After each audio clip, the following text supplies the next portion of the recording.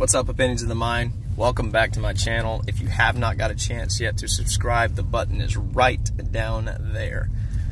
Big, powerful lesson today, but very short. I'm actually on my way out of town. Wanted to kind of come at you here because I had a very big way to relate to what this actual individual told me yesterday. I was with a friend who's always trying to better himself, who's a fellow entrepreneur and businessman, and he's got a mentor this time who told him about where most of his time and where everyone else's time goes.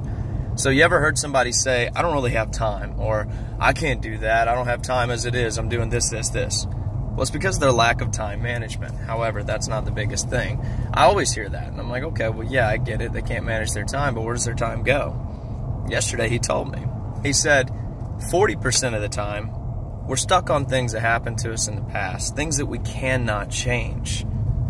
That was already powerful to me. He said the other 40% of the time, we're speculating on what's going to happen in the future, or what could possibly happen in the future, which almost always never does. I said, okay, that definitely makes sense. That's 80% of the time. Wow, that's a lot of worry that we shouldn't take on as individuals. Okay, so I kept listening.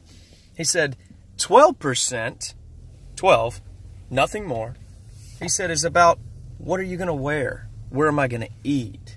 What should I do next? Or just things that are just really not really significant items that we should think about, not really significant events that we should think about, but we make them a huge ordeal. Well, what's left? That 8%. There's your tunnel vision. There's your focus. There's your ability to be able to try and better yourself. So I thought about it, and I said, well, if I'm trying to better myself every single day on 8% of my brain power, then how in the world and what in the world am I going to do if I'm going to always run like that? I mean, it's just like the definition of insanity. You know, you're doing something over and over expecting a different outcome, and yet you never receive it. I mean, that's the definition of insanity if you think you're going to receive it because you're doing the same thing over and over.